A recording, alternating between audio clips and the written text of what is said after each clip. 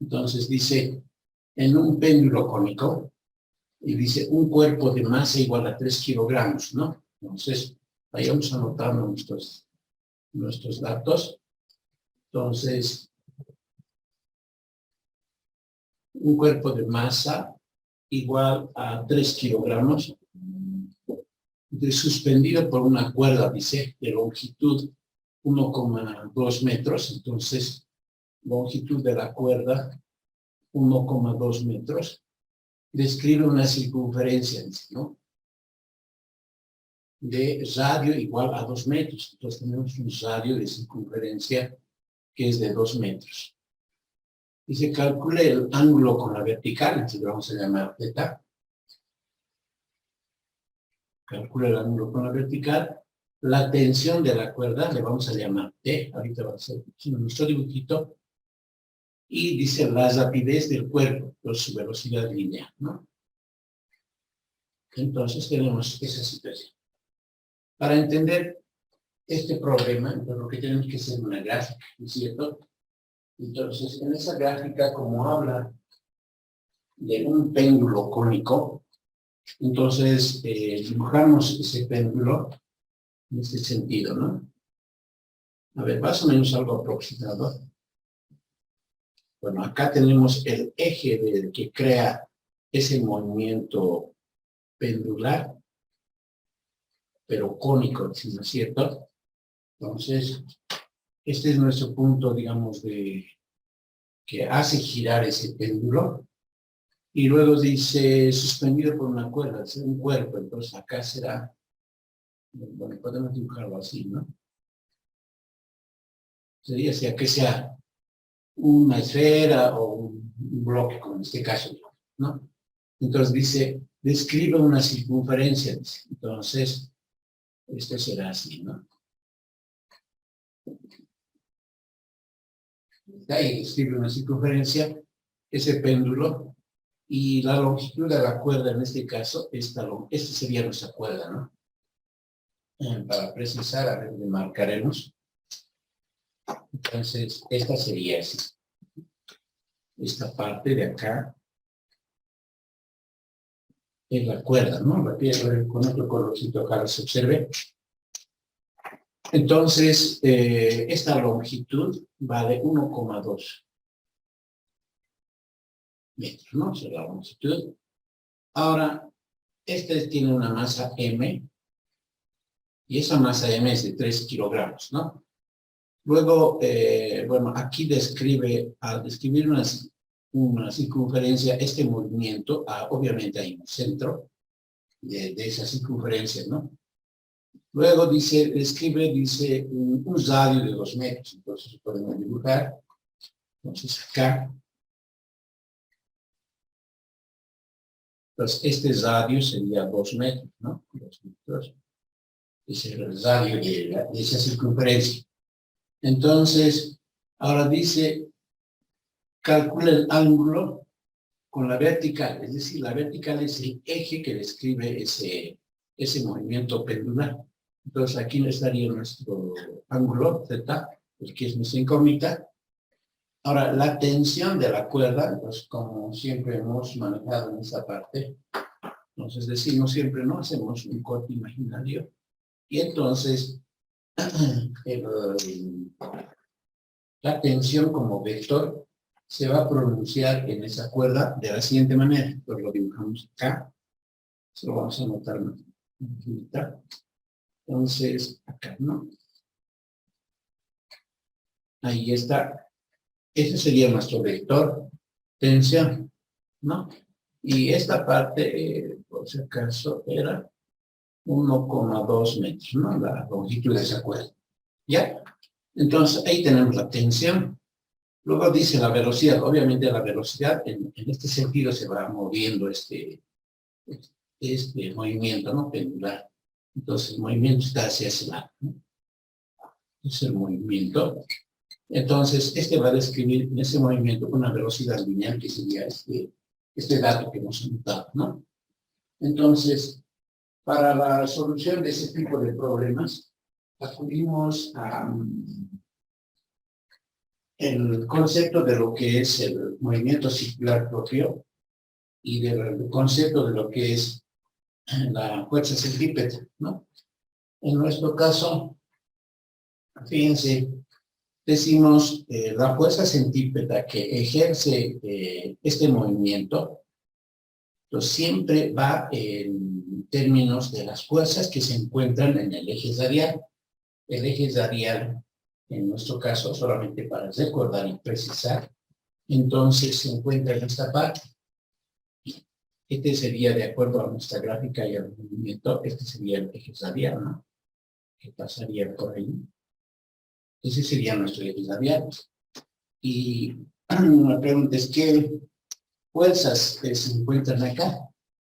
Momentáneamente ahí no se observa, pero como tenemos aquí un cuerpo en movimiento, tenemos que describir las fuerzas que se ejercen en este cuerpo, que sean radiales y tangenciales, ¿no? Tangenciales en función de la circunferencia que ha descrito.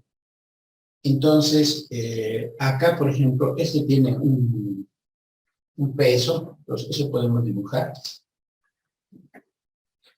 como fuerza tangencial, ¿no? Ahí, este sería nuestro peso de esa masa. Y ahora fíjense, como no tiene un apoyo en una superficie, entonces no podemos hablar de una normal. Pero lo que sí, esta tensión al ser dibujada de esta manera, como vector, entonces tiene una descomposición vectorial. Y esa descomposición vectorial la hacemos en términos de ese eje, ¿no es cierto? Como hemos descrito siempre en diagramas de cuerpo libre. Entonces, la descomposición será así, ¿no? Este sería en el eje X y este será en el eje Y, ¿no? Está ahí. Entonces, esos dos vectores que está pintado con color verde es la descomposición de T. Entonces, obviamente, este vectorcito de acá va a ser el TX, que tiene que ver con en el eje X, obviamente, de acuerdo a la descomposición, y este sería nuestro T sub Y, ¿no? En el eje Y. Entonces, observen que para la tensión hemos dibujado la descomposición y para la masa solamente el peso. Entonces, si hacemos un análisis de este fenómeno, nos vamos a encontrar que no existen más fuerzas que se ejercen sobre ¿no? Sobre este cuerpo. Entonces, solamente son esos tres vectores. El T sub Y y el peso serían las tangenciales, y las radiales, en este caso, solamente es T sub X, ¿no? Entonces, en ese marco, acudimos a la definición de lo que es la fuerza centrípeta. Entonces, la fuerza centrípeta a ver, recordemos, es la sumatoria de fuerzas en el eje radial, ¿no? Digamos, en este caso, siempre va a coincidir con Entonces, fuerzas, así nos le pondremos, sumatoria de fuerzas en el eje radial, todas las fuerzas que actúan, ¿no? Y en esta, como se puede observar, la única que está actuando en el eje radial es el T sub X, ¿no? Entonces, aquí diremos, la fuerza centrípeta, en este caso, es la suma de las fuerzas radiales, y es solo T sub X. Entonces, iterando, entonces tendríamos esa fórmula, ¿no? Luego, acudimos de manera similar en esta parte, ¿no? Este es el eje Y y este es el eje Y, este está arriba y este está abajo. Entonces, al describir fíjense, con una velocidad, bueno, no manifiesta acá, pero una velocidad constante, entonces está creando un solo movimiento pendular, pero que no va a cambiar sus datos para la parte vertical y para la parte para la parte superior y la parte inferior en estos vectores tangenciales. Entonces, acudimos a la sumatoria de fuerzas. Entonces decimos T sub Y menos peso es igual, en este caso, a 0, porque no hay una aceleración, ¿no? Por ejemplo, si describiría otra circunferencia, cambiaría posiblemente, ¿no? Entonces, pero no lo hay en este caso. Entonces, esas dos formulitas que nosotros tenemos para este movimiento, ¿no? Ahora, nos concentramos en resolver el problema a través de estas fórmulas, ¿no? Recordemos entonces, además, ¿no? Se sabe por fórmula en esta parte que la fuerza centípeta por la segunda ley de Newton es masa por aceleración centípeta, ¿no es cierto? Ese es nuestro dato. Entonces, pero tenemos que la aceleración centípeta, si en un reemplazo, es velocidad lineal al cuadrado dividido el radio, ¿no es cierto? Entonces, si observamos acá, vamos a poder manejar la velocidad lineal que tenemos aquí como incógnita y el radio. Entonces, esa formulita es la que nos conviene, ¿no? Para manejar en esta parte, ¿no? Eso tenemos, recordando esas formulitas. Entonces, además, aquí voy a poder reemplazar quién es el P sub X, ¿no? Acá podemos hacer, fíjense, bueno, acá no estamos olvidando algo. Este ángulo, θ, por geometría, como este eje vertical junto con los ejes tangenciales, geométricamente son paralelos, entonces está ocurriendo lo siguiente, ¿no? Como que cuando uno dibuja dos paralelas, y aquí cortamos una secante, ¿no? Entonces, este ángulo de acá, digamos alfa, se repite aquí, por alternos internos se llama esta característica, digamos, de lo que pasa en geometría en el carácter matemático, ¿no? Alternos internos, ¿no? De este lado, por ejemplo, si este es gamma, pues esto será gamma, por ejemplo, ¿no? Entonces, y así varias consideraciones en esta parte que tienen que ver con ese resultado geométrico. Y en nuestro caso está ocurriendo aquella parte, ¿no? Como se puede observar, si este es z, entonces aquí se replica z, ¿cierto? Entonces, diremos lo siguiente. Para t sub x, en la descomposición, como es una descomposición, fíjense que el ángulo θ es opuesto a tx. Como es eso lo opuesto, entonces tiene que ver con el seno, ¿no? Con el seno de ese ángulo. Entonces diremos t sub x es t por el seno de z, ¿cierto? Y en el caso del t sub y, en el eje y, va a ser t, fíjense, como es adyacente a este ángulo, va a ser t por el coseno de z. Bueno, esos serían por lo menos nuestros datos para esa descomposición. Entonces nos vamos allá, entonces diremos, fuerza centípeta es igual a masa por aceleración, ¿no? Entonces, eso quiere decir que la fuerza centípeta está, pues es masa por aceleración centípeta igual a t sub x, ¿no? Entonces, esta masa para nosotros vale 3, y la aceleración centípeta, pues viene a significar dónde está. La aceleración centípeta es esta, ¿no? Vamos a anotar, por la aceleración centípeta es velocidad lineal al cuadrado dividido el radio, ¿no? Esa también es una formulita que hemos pasado acá. Entonces, esto será velocidad lineal al cuadrado dividido el radio, ¿no? En nuestro caso, el radio vale 2, ¿no? Y t sub x es el siguiente, ¿no? Bueno, a ver, un momentito. Momentáneamente, bueno, el t sub x sería este, ¿no? A ver, se pasaremos. Entonces, es t por el seno de z, ¿no? Ahora, observen acá que la velocidad lineal es incógnita, el t es incógnita y este también es incógnito, ¿cierto? Entonces, esta será así, ¿no? 3 medios de velocidad lineal al cuadrado igual a t por el seno de z. Bueno, en esta expresión última no vamos a poder todavía distinguir nada, ¿no?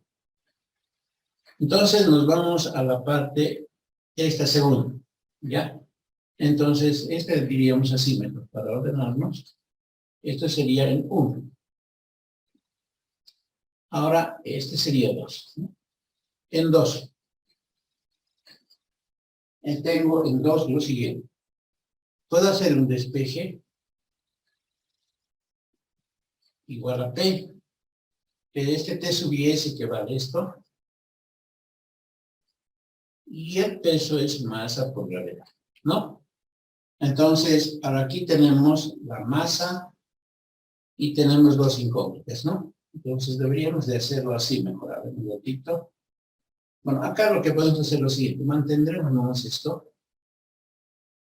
Masa, y este sería el radio, ¿no? Al final vamos a desplazar. Para poder establecer con esta masa un nexo, ¿ya? Entonces, este sería, bueno, en este caso solamente es una reiteración, ¿no? Eso tenemos, 1, ¿no? Y en esta parte tenemos esto. Ahora, ¿qué podemos hacer ahí? Tenemos esta es relación y esta es relación. A ver, ¿qué podemos hacer, jóvenes? Ahí les doy oportunidad.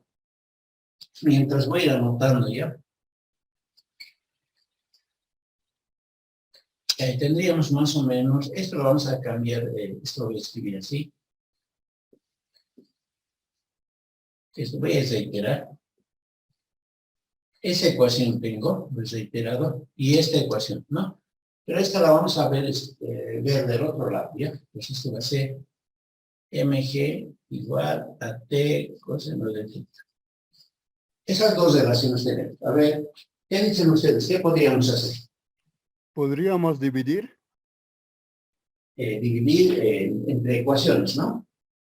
T por seno del ángulo por T por coseno del ángulo se simplificarían las T's y el seno sobre coseno sería tangente del ángulo. Ya. Entonces aquí diríamos así. Dividiendo, digamos, ¿no? Entonces, en esa división, como compañero dice, la masa se va a anular, ¿no? Masa. Pues aquí, este con este se va a anular. A ver, lo escribieras. Hasta acá. Así va a ser, ¿no? Masa, velocidad lineal al cuadrado, radio, masa, porque estamos dividiendo. Igual a t seno de z dividido t coseno de z. Así, ¿no? Entonces, al dividir, esta masa obviamente no va a ser 0, tiene que ser distinto de 0 por definición, ¿no? Entonces podemos cancelar, y en este caso también la tensión, ¿no? Entonces,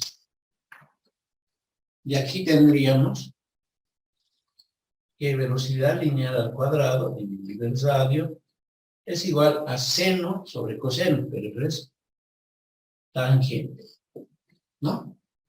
Entonces, una vez que tenemos eso, ahí podemos analizar si podemos reemplazar datos, ¿no? Y obviamente, como se puede ver, tenemos, a ver. Inge, Sí, en la adelante. parte de división la gravedad no ha tomado en cuenta al hacer la... Ah, perdón. ¿No? Al hacer, aquí sería, ¿no? Ya, gracias. Ahora, podemos emplazar el radio, la gravedad y el ángulo, ¿no? Pero ahora,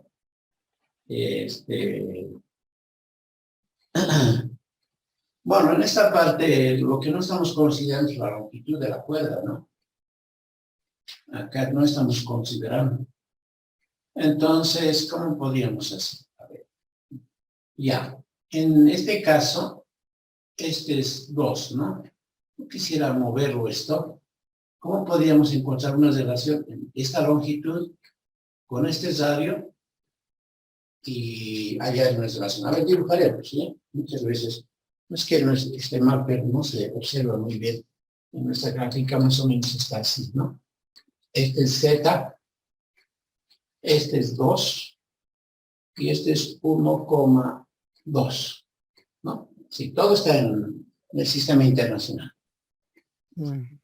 Ingeniero, Ya. ¿se podría aplicar la ley el seno del ¿Ya? ángulo? Entonces, para este, ¿no? Entonces sería cateto puesto sobre hipotenusa. Entonces, aquí. Además, aquí le ponemos, ¿no? Esto por la gráfica. Entonces, el seno de Z es igual cateto opuesto sobre la hipotenusa. Y de acá, Z va a ser igual a seno menos 1, o arcoseno también se dice, de 2 sobre 1,2, ¿no? Entonces, hagamos lo siguiente. A este le pondremos 0,2, ¿ya? Así debe estar en el problema. Yo debí copiar mal. Bueno, 0,2 metros. Entonces, a este le cambiaremos el radio de 0,2. Sí, tienes razón. ¿No? Si nosotros hacemos un gráfico más preciso, digamos, a ver que lo voy a decir, ¿no? Aquí, esta mi pizarra es cuadricular. Fíjense. No sé si se observa. Aquí es 1 y aquí sería 2. Pues ese, digamos, sería el radio, ¿no? 2 metros. Solamente para darnos cuenta, ¿ya? Entonces, en el dibujo, aquí tendría que venir así nuestro eje. Y en realidad, esto, según el problema, valdría 1,2. Pero no tiene sentido, ¿no? No tiene sentido. Entonces, como no tienen un relacionamiento, porque fíjense esta figura, es que si hacemos un traslado con compás, entonces hasta aquí valdría 2 metros, ¿no? Digamos, dice que vale esto 1,2. Pero si hacemos desde aquí el centro con un compás y aquí hacemos, pues este valdría 2 metros. Entonces, pero como dice que vale 1,2, ya no tiene sentido esto, ¿no? Ya no tiene sentido, ¿no? Entonces, por eso es que el error es en la transcripción del problema. Digamos así, ¿ya?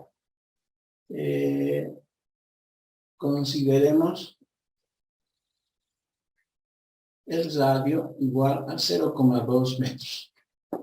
Entonces, si es así, ya tiene sentido nuestro razonamiento y tendríamos que hacer nuestro dibujito en el siguiente. Ingeniero, ahora sí está bien, creo, porque por relaciones eso, la potencial tiene que ser mayor al cateto opuesto. Correcto. Es un error mío, perdón. Es en la transcripción. Entonces, aquí el seno de Z es igual a cateto opuesto sobre la hipotenusa. Entonces, de aquí el Z, ¿cuánto sale en grados, por favor? Seno menos 1 de 0,2 dividido 1,2. ¿Cuánto sale esto? Ahora sí debe salir. Así sale, ¿no? En la calculadora. Ya. Entonces, bueno, ahora una vez que tenemos este ángulo, ahora nos vamos a reemplazar en ¿dónde? En acá, ¿no?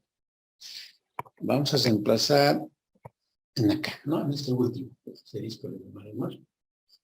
Entonces, en esta parte, ¿ya? Entonces, en asterisco, ¿alguien más confirme esto, por favor?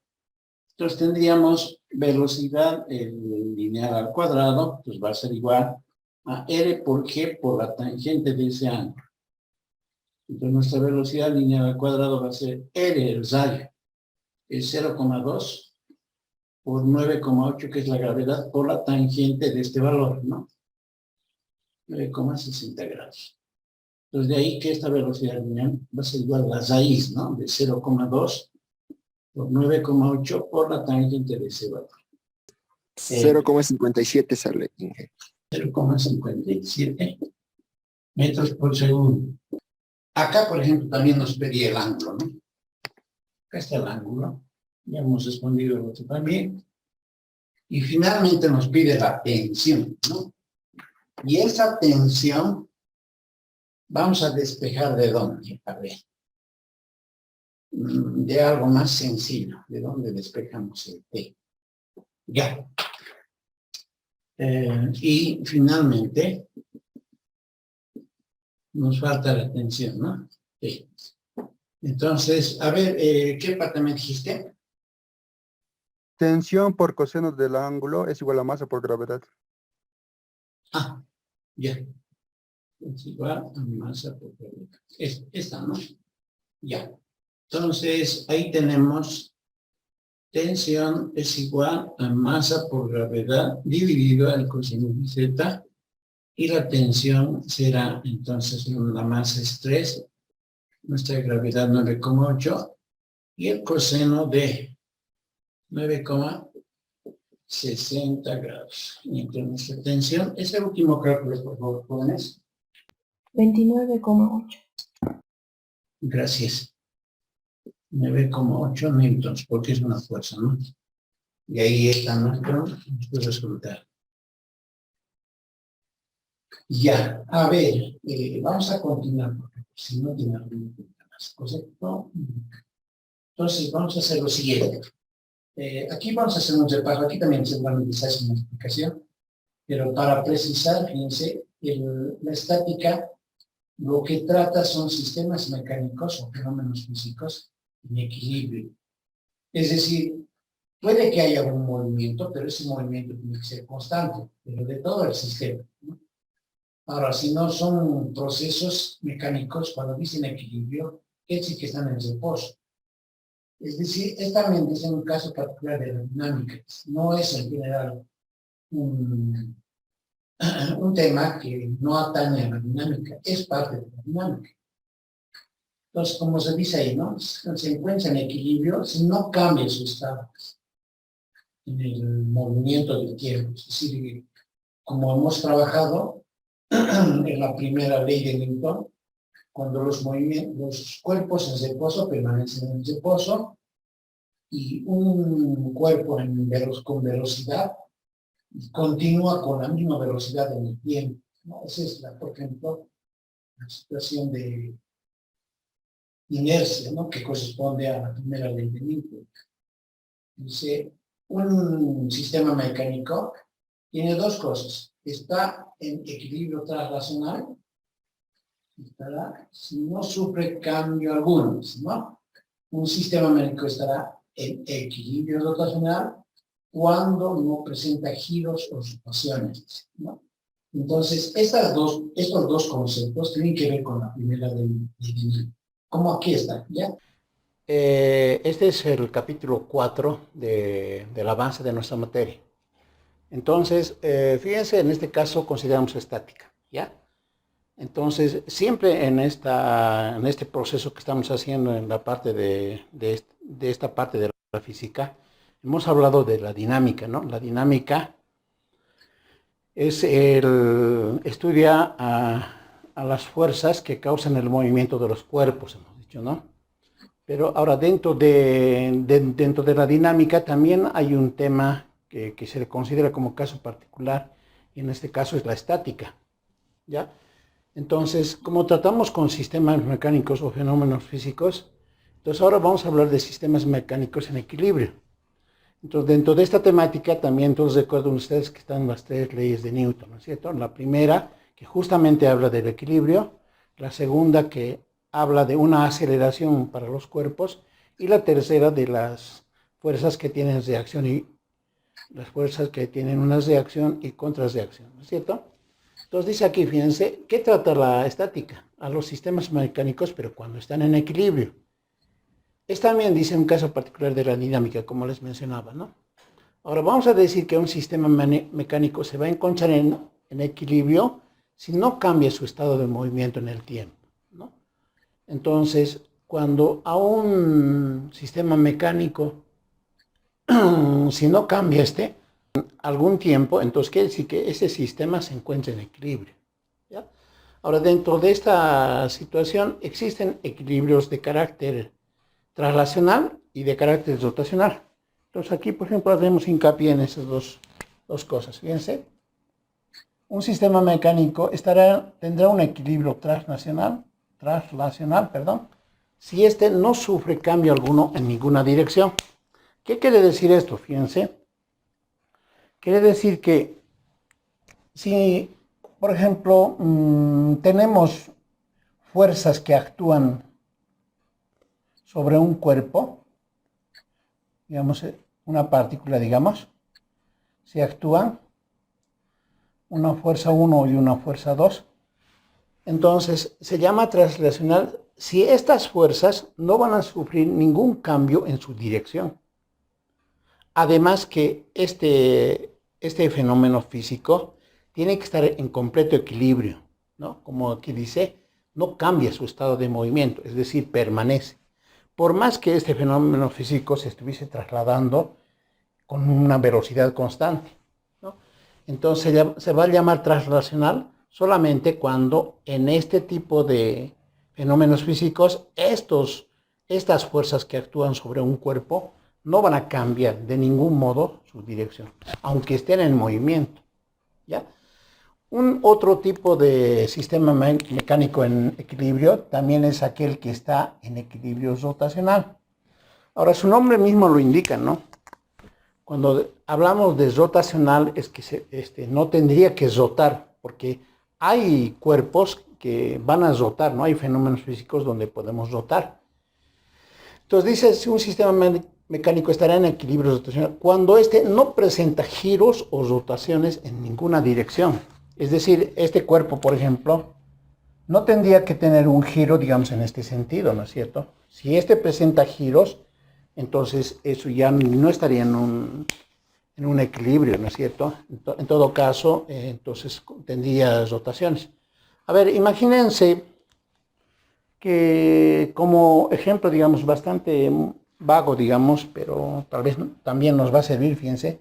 Imagínense que dos personas estén haciendo fuerza.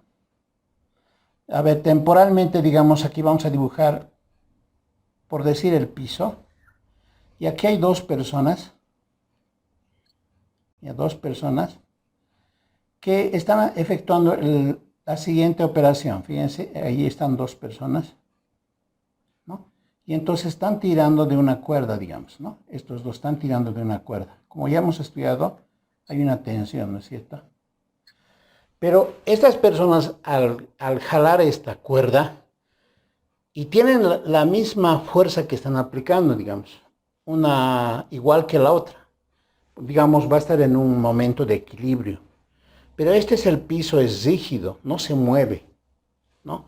Entonces, a este tipo de equilibrio o momento estático que está viviendo este fenómeno físico se le llama equilibrio, pero translacional, ¿no? Porque imagínense que estuvieran sobre sobre un camión, por decir, ¿no? Sobre el tren, digamos. Y ellos están haciendo una fuerza, ellos se encuentran en un equilibrio, pero se está moviendo esta superficie, que sería un tren, ¿no?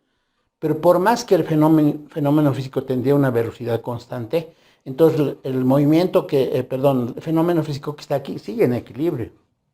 Pero ¿qué pasaría ahora si estas personas siguen jalando, pero sucede que ahora le vamos a colocar como una especie de tabla o balanza, y aquí le colocamos un apoyo, digamos, ¿no?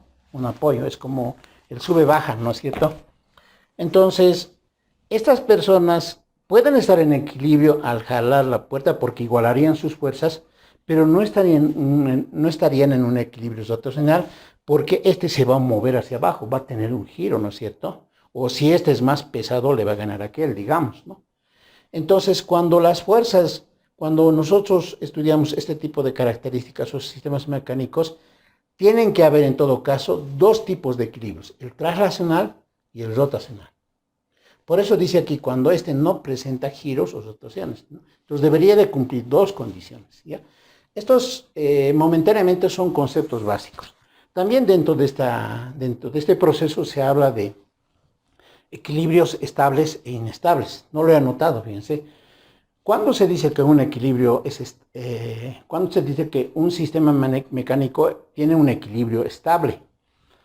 Un equilibrio estable, por ejemplo, digamos, en este mismo caso, si se aplica aquí una fuerza a este fenómeno físico, obviamente por el momento les va a hacer cambiar su estado. Momentáneamente les va a hacer tambalear, si vale la expresión. Pero como es un fenómeno físico en equilibrio, entonces pasado un determinado tiempo, van a volver a su posición original. ¿No? Es como, digamos, si nosotros nos dibujáramos aquí, fíjense, una especie de un objeto acanalado, y ustedes aquí colocan una bolita o una esfera, ¿no? Entonces sucede que si este cuerpo, estando en esa parte acanalada en equilibrio, y además está en reposo, si nosotros le aplicamos a una fuerza, entonces obviamente que esta esferita, si nosotros le aplicamos una fuerza, entonces esta esferita va a empezar a moverse, ¿no es cierto? Pero pasado un tiempo va a llegar a su posición inicial y se va a quedar ahí. Entonces a ese tipo de equilibrio se le llama estable. En cambio, si digamos esta esfera no fuera, digamos, regular, por decir, ¿no? No fuera regular, y tuviéramos, digamos, un objeto, qué sé yo, digamos, un tanto más cuadrado, digamos, ¿no? Y si nosotros le aplicamos una fuerza, perdón, en el caso del estable era lo de la esferita. Ahora, hay otros sistemas que están en equilibrio, pero se llaman sistemas en equilibrio inestable. Los sistemas en equilibrio inestable dicen que si nosotros aplicamos a este cuerpo ahora, digamos, irregular, le aplicamos una fuerza, entonces obviamente va a subir y por la fricción o por lo liso del piso va a volver a bajar, va a subir y va a bajar y se va a posicionar en otro tiempo. Pero no siempre puede estar en su estado original. Entonces, a este tipo de procesos o de fenómenos se les llama sistemas de equilibrio inestables, ¿no? Viene por decir el viento y hace mover algo en un sistema que estaba en equilibrio y regresa a su parte normal, entonces son estables. Pero viene el viento y mueve, digamos, a ese fenómeno físico, pero lo ha cambiado de lugar, entonces ya ese sistema de equilibrio se llama inestable, ¿ya? Eso, digamos, como parte introductoria a lo que son lo que es la estática, perdón. Son sistemas mecánicos en equilibrio. Vamos a repasar dos conceptos, ¿ya? Este es nuevo, pero este ya es conocido. Fíjense, la primera ley de Newton. La primera ley de Newton se basa en el principio de la inercia. Hemos hablado en su momento del principio de la inercia cuando un cuerpo está en reposo y cuando un cuerpo, estando en reposo, se mueve con velocidad constante, ¿no? Les recuerdo, fíjense, dice la primera ley de Newton, dice que si la fuerza neta ejercida sobre un cuerpo, bueno, aquí nos dibujaremos un cuerpo, una partícula, digamos, ¿ya? Se ejerce sobre un cuerpo, dice, es cero, dice, ¿cuándo va a ser cero? Fíjense, si nosotros aquí le ejercemos varias fuerzas, digamos una fuerza 1, una fuerza 2, y una fuerza 3, y así sucesivamente, ¿no? Le ejercemos. Entonces, la fuerza neta que se está ejerciendo sobre este cuerpo, dice sobre el cuerpo, es cero, entonces dicho cuerpo permanece en reposo, dice, ¿no? Es decir, este cuerpo está en reposo y todas las fuerzas que se le ha aplicado no le cambian en su posición. Eso quiere decir que la suma de fuerzas, de todas las fuerzas, desde I igual 1 hasta N, en nuestro caso, es cero. Es decir, el fenómeno está en equilibrio, es decir, no se mueve. Eso dice la primera ley de Newton. Además dice que si un cuerpo en movimiento, dice, ¿no? Acuérdense del ejemplito que les daba de la movilidad, ¿no? Cuando se movía y tenía un choque, ¿no es cierto? Dice, un cuerpo en movimiento continúa en movimiento con velocidad constante, lo que hemos estudiado ese ejemplito, ¿no? Puede ser que este fenómeno se vaya moviendo, pero de acuerdo, digamos, a otro contexto, pero permanece en equilibrio, ¿no es cierto? Pero cuando su velocidad es constante, porque cuando ya la aceleración cambia, la situación es diferente, ¿no? Esta era la primera ley de Newton. Ahora, fíjense, vamos a estudiar un nuevo concepto, a cual se le llama momento o torque, una de las dos, ¿ya? Nosotros vamos a utilizar ya que sea momento o ya que sea torque, ¿ya? Entonces, ¿qué es un momento? Fíjense, momento de una fuerza, o ¿qué es torque de una fuerza? Dice Este momento o torque es un vector, dice, es una magnitud vectorial. Si hablamos de la palabra momento, le vamos a colocar M y O le vamos a colocar. Se dice momento de esta fuerza en el punto O. Torque de una fuerza en el momento O. ¿Ya? Así se lee. Momento de una fuerza. ¿Qué es este momento de una fuerza? Es una magnitud vectorial, es un vector. ¿Ya? Y esta dice, este momento o ese torque va a ser igual, dice, al producto de la magnitud de una fuerza F, ¿ya? De la magnitud de una fuerza F por una distancia D, por una distancia D. Y a esa distancia D, bueno, que es perpendicular a la línea de acción de F, ahorita voy a aclarar la línea de acción. Entonces se le llama el momento de la fuerza en el punto o el torque de esa fuerza en el punto O. Entonces, ¿quién es ese momento? Es, dice, igual al producto de esta fuerza por una distancia que será perpendicular a la línea de acción de F. Esa es su definición, ¿ya? En general, a esta distancia D se le conoce como brazo de palanca, ¿ya? Entonces, ahorita vamos a especificar quién es el brazo de palanca. Entonces, eso quiere decir que como magnitud vectorial, como vector es MO nomás, ¿no? O también puede ser torque en el punto cero. Dice que es el producto de la fuerza, de la magnitud de esa fuerza F, por esta distancia, ¿ya? Ahora fíjense cómo más o menos esto funcionaría, o cómo lo veríamos, digamos, de manera gráfica. A ver, vamos a ver, denme un ratito. Entonces ahí tienen un gráfico de un plano, ¿no es cierto? De un plano, acá está, ¿no? Este es un plano, ¿ya? Entonces, este es un plano. Este puntito que está aquí, le vamos a llamar, a este puntito que está, le vamos a llamar punto de giro. ¿Ya? Punto de giro. ¿Ya? Y a esta línea azul le vamos a llamar una distancia D. Posteriormente, bueno, en allá para generalizar le vamos a llamar radio vector o radio de giro, ¿ya? Este D, que según esta definición dice, tiene que ser perpendicular a la línea de acción de F, dice. Fíjense que es perpendicular a este vector. ¿Quién es la línea de acción? Nuestra fuerza F es esta, ¿ya? Nuestra fuerza F es esta. Y la línea de acción de F es toda la recta, pero que incluye el vector F.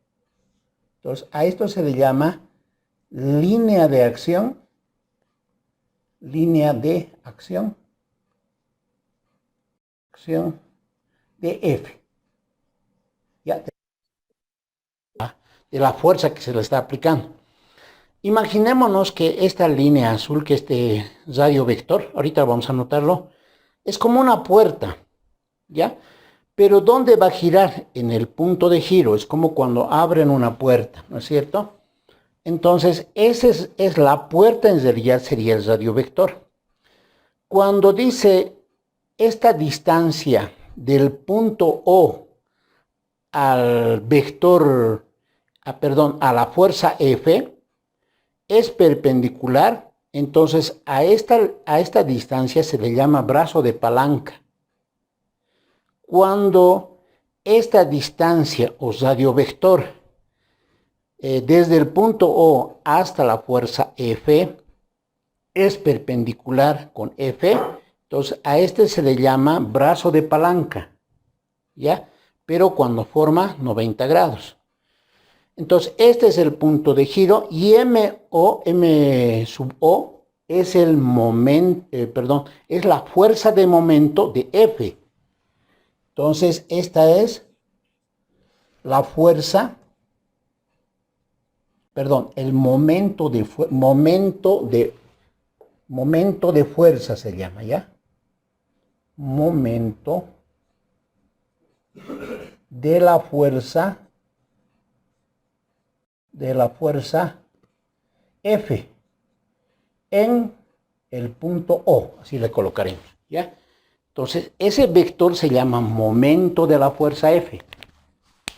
Entonces, ahora, posteriormente, bueno, en aquel ejemplo vamos a ver que este D, al convertirse en un radiovector, y al actuar este F, y se acuerdan ustedes, ¿no es cierto?, cuando hemos hecho el tratamiento de un vector A y un vector B, así, ¿no? Entonces, si nosotros hacemos su producto vectorial, así, entonces va a aparecer un tercer vector.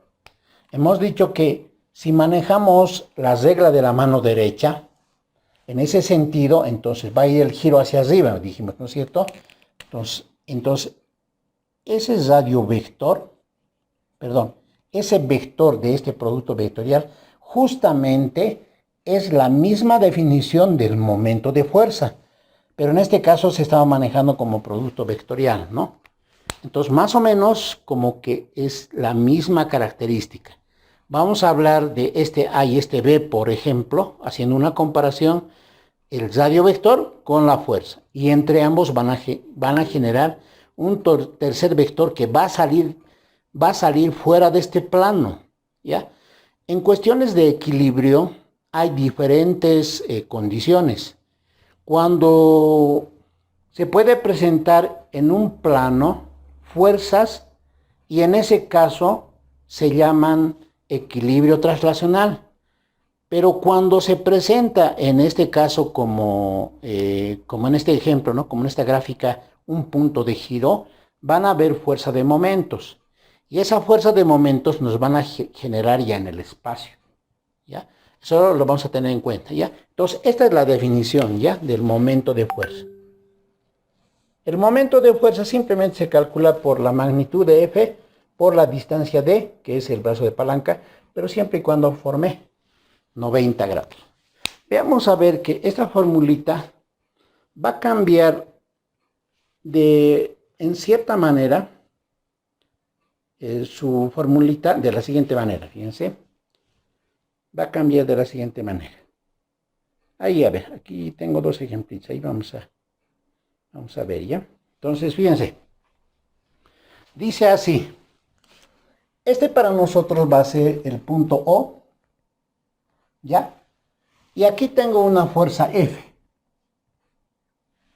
Entonces, fíjense, vamos a hallar una fórmula para esta acción que está realizando este vector. A esta acción de este vector le vamos a llamar radiovector. Le vamos a llamar radiovector. O le vamos a llamar radio de giro, ¿ya? Radiovector, perdón. O también se llama radio de giro. A este le hemos llamado punto de giro. Punto de giro, ¿ya? Imagínense como si fuera la puerta. Entonces, lo que nosotros intentamos determinar ahora es cómo calcular el momento de esta fuerza F en el punto O. Entonces, lo que vamos a hacer es lo siguiente. Construimos una distancia de este punto, ¿ya? Por si acaso aquí, el radiovector es un vector que parte del punto O a cualquier punto de la fuerza F, ¿ya? Entonces, nuevamente, el radiovector es aquel vector que parte del punto O a cualquier punto de la línea de acción de la fuerza F. Ahora nosotros, para poder calcular el momento de fuerza, lo que vamos a hacer es lo siguiente. Vamos a construir una distancia perpendicular a esa fuerza, ¿ya? Y a esta le vamos a llamar D. Según este concepto que hicimos más antes, este D sería el brazo de palanca, porque forma 90 grados. Pero si el radio de giro está ahí, y esto yo le llamo θ, el ángulo θ, entonces observen, fíjense, este radio de giro va a ser R, como radio propio. Entonces, si aplicamos un tanto de geometría ahí, de funciones trigonométricas, vamos a hallar quién es D, ¿ya? Entonces, fíjense, de la figura, tenemos que el seno de z es igual al cateto opuesto, sería D, sobre la hipotenusa, que sería el radio de giro. Entonces, de ahí tenemos que entonces que D es igual a R por el seno de Z. Ahora, si aplicamos estrictamente la definición de lo que es el momento de fuerza, entonces diremos, el momento de fuerza en el punto O, el momento de fuerza de la fuerza F en el punto O va a ser igual a la fuerza F aplicada por su brazo de palanca, porque está formando 90 grados. Eso quiere decir que el momento de la fuerza F en el punto O es F por D, que sería su brazo de palanca. Pero su brazo de palanca es R por seno de Z. Entonces, esto es R seno de Z. ¿Ya? Entonces, aquí tenemos una nueva formulita que está expresada como esta, ¿no es cierto? Entonces, para algún ejemplo, nos pueden dar el radio de giro y el ángulo. Y nosotros, una vez teniendo la fuerza F, podemos calcular el momento de fuerza, ¿ya? Vamos a ver en los ejemplos, obviamente, ¿no? Ahora, aquí me estaba dibujando un ejemplito para que exista una mayor comprensión de lo que está ocurriendo. Fíjense, imagínense que esto fuera no sé, algún mueble en el cual queremos sujetar un tornillo, ¿ya? Y esta es una llave al cual vamos a asegurar, digamos, la sujeción de alguna situación que tiene este fenómeno, ¿no es cierto? Entonces, fíjense que si nosotros aplicamos una fuerza, ¿no?, a entonces si hacemos una comparación, esa sería justamente la fuerza que estamos aplicando en este punto a esta llave, ¿no es cierto? ¿Y quién sería nuestro brazo de palanca? Nuestro brazo de palanca, como ustedes observarán, sería este, ¿no es cierto? Este sería nuestro brazo de palanca. Y este sería el punto de giro, le podemos denominar O, ¿no es cierto? Imagínense que este tornillo, si lo miramos desde el otro lado, si empiezan ustedes a girar, obviamente al lado que ustedes giren, el tornillo va a empezar a salir en cierta dirección, ¿no? Es como aquí, ¿no? Como si nosotros aplicamos el giro, digamos, hacia aquel lado, el vector, el momento de fuerza en el punto O de F va a ser ese tercer vector, ¿no?, que va a ser perpendicular a este D, no tiene que ser perpendicular a ese plano que está aquí en la base, digamos, ¿no?, que es perpendicular. Entonces, obviamente este tornillo va a salir y va a ser perpendicular a este pedazo de madera, digamos, ¿no? Entonces, dependiendo a cuál lado le gires, si digamos lo giras por decir ajustando hacia aquel lado, entonces el perno podrá salir allá. Pero si lo desajustas, es decir, aquí hay dos cosas, ¿no? Si lo ajustas, ¿no?, o lo desajustas, digamos, ¿no? Entonces, en ese caso, el torque que se emplea, en algún caso va a ser positivo y en otro caso va a ser negativo, ¿ya? Cuando se aplica el torque en el sentido antihorario, ya, esto más aprovecharemos, en el sentido antihorario, sí le pondremos ya. Fíjense, cuando tenemos el torque en ese sentido antihorario, el signo del momento de fuerza va a ser positivo. Pero si el torque se hace en el sentido horario, entonces su signo va a ser negativo, ¿ya? Entonces, eso lo vamos a ver en los ejercicios, ¿ya? A ver, seguiremos con esta parte teórica. ¿Qué son cuerpos en equilibrio? ¿Qué es cuando un objeto está en equilibrio? Cuando los cuerpos están en equilibrio. Diremos, un sistema mecánico se encuentra en equilibrio cuando este equilibrio, cuando este dice, tiene equilibrio traslacional y rotacional. ¿Qué quiere decir equilibrio traslacional? Así como en esta parte hemos recordado, fíjense, cuando a un objeto se le aplican diferentes fuerzas y este permanece en reposo, a pesar de las fuerzas que se aplican, entonces quiere decir que la sumatoria de las fuerzas aplicadas a este cuerpo es cero. Eso está diciendo en el caso del equilibrio traslacional. Entonces, en el equilibrio rotacional, ahora, para que exista un equilibrio rotacional, la suma de momentos de fuerzas ejercidas en un cuerpo nos tiene que dar también cero, ¿no? Es como cuando va a haber un giro, entonces tenemos que tomar todas las fuerzas y la sumatoria de esas fuerzas tienen que volverse cero. Eso me está diciendo esto. Es decir, la suma de torques, bueno, si manejamos la otra notación, es cero, ¿ya? Entonces, estas dos condiciones. Esta, que es la más, la anterior, que hemos estudiado en la primera ley de Newton, podemos distinguir, fíjense, dos casos. ¿Ya? Se pueden distinguir dos casos. Primero, fíjense, cuando el objeto está en reposo, entonces se dice que la velocidad, en este caso, es cero, ¿no es cierto? Cuando un cuerpo no tiene velocidad, se dice que está en reposo, entonces no se mueve, entonces ese cuerpo está estático, ¿no? En el caso del equilibrio translacional, ¿no? Bueno, aquí le podemos decir, en este es translacional. En cambio, en este tiene una velocidad constante, ¿no? Una constante, pero su aceleración es cero, en este caso, ¿no? Y si tenemos la aceleración cero, entonces a dos tipos de fenómenos físicos, en reposo y en movimiento, bueno, este sería en movimiento, ¿no? En movimiento, se les llama equilibrio traslacional. Es decir, en este caso era el MDU, ¿no? Movimientos rectilíneo uniforme con velocidad constante, es decir, la aceleración es cero, pero en movimiento.